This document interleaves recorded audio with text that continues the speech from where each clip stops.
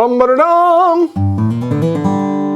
Howdy, welcome to BanjoBenClark.com. This is your online home for learning how to play the banjo, the mandolin, the guitar. Today we're fingerstyling it. I have no flat pick. We're going to learn a fingerstyle version of an old song that I grew up learning how to sing. You probably did too. One called Jesus Loves Me. This is in the key of G. And it's got, it's not too difficult. I built it to where those of you who are just learning how to play fingerstyle can learn this, okay? So if you're watching on YouTube or on Facebook, here in a little while I'll ask you to go over to my site, BanjoBenClark.com, where you can be a Gold Pick member. It's the lowest price around. And every week I put out a video like this, a 20 to 30 minute instructional video where I teach you note for note how to play stuff. I try to keep it entertaining. I also have the tabs over there. This is a 2-page tab today. The tab is exactly as I played it in the performance, okay? And you can download those in the PDF file format or in the TEF file format using the tablet edit player, which is a really cool device, okay? Let's learn every measure of Jesus Loves Me, and then I've got another video where I play it all the way through slowed down for you so you can learn along with me. This is a finger picking song, and I have to say that probably most finger picking songs land on the intermediate, upper intermediate to advanced. I tried to break this one down more so that you who are just now starting to finger pick or do fingerstyle guitar can play it. And there's a couple tough spots in it, but as I teach through it, I'm going to tell you different alternate ways to play it to maybe alleviate some of those some of those tough spots. Pay attention in the tab there.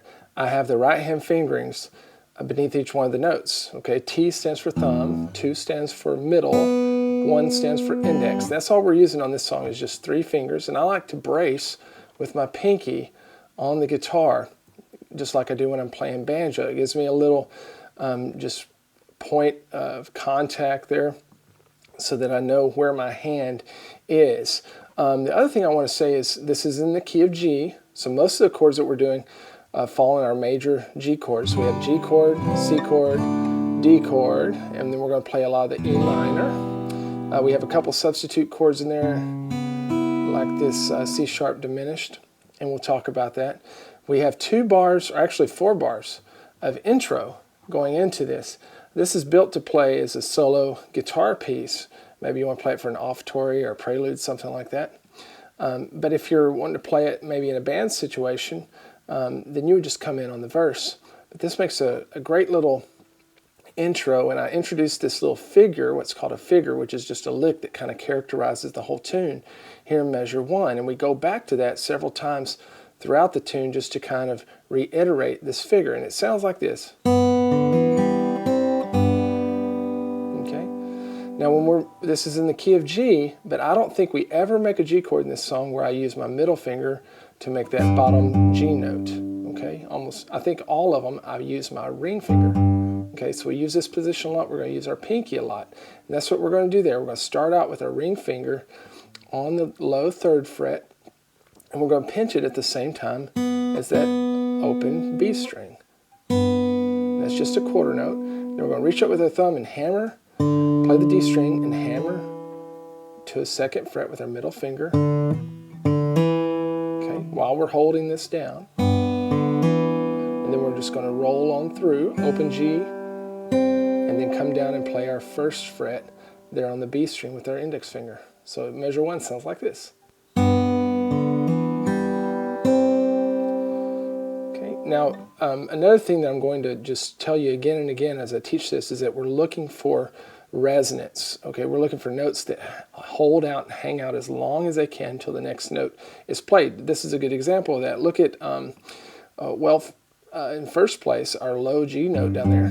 It's going to stay down the whole measure into the next measure when we play it again. So you want to make sure that rings out. The other thing is, like our open B string that we played at the first of the measure, we want it to ring out until right on the 4th beat when we play that 1st fret, last note of that measure. Okay, so listen to that. See how I just placed it down right before I play it?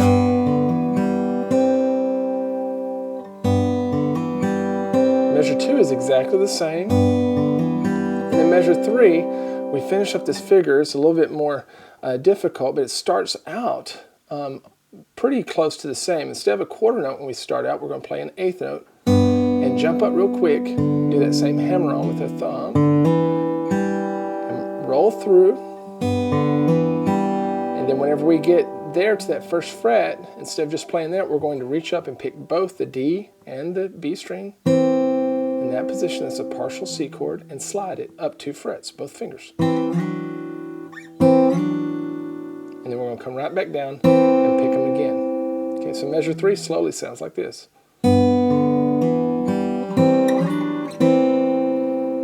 Try that with me.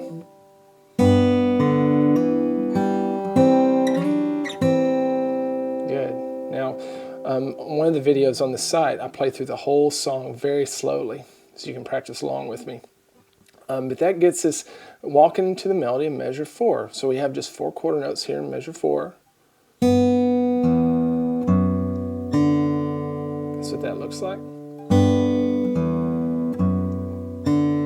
Notice how I hold that second fret down there through that last note of the measure. I want those two ringing out together. If I let off of it, it doesn't sound good. Okay, let's hold it.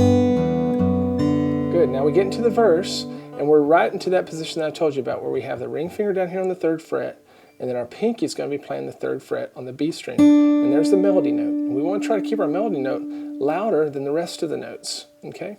And we're looking for resonance, remember, so we're going to hold them down as long as possible until we're forced to play another string.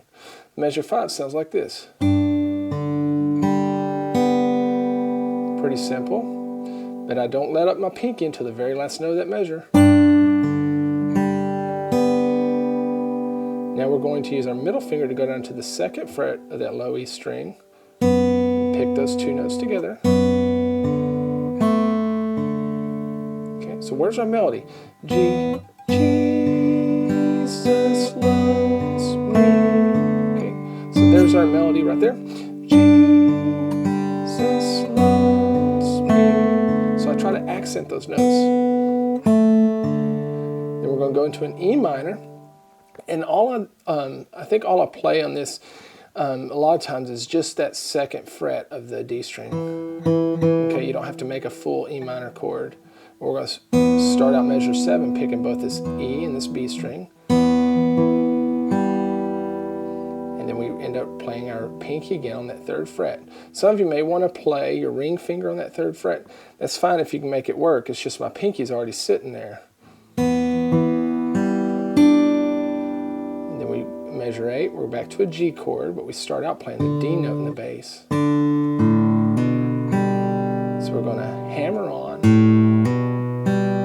And all this time, this note's ringing out. Measure 8, listen. Good. Then we're going to move to a C chord real fast for measure 9. Our melody note's up here. I'm just going to play measures 5 through 9 slowly.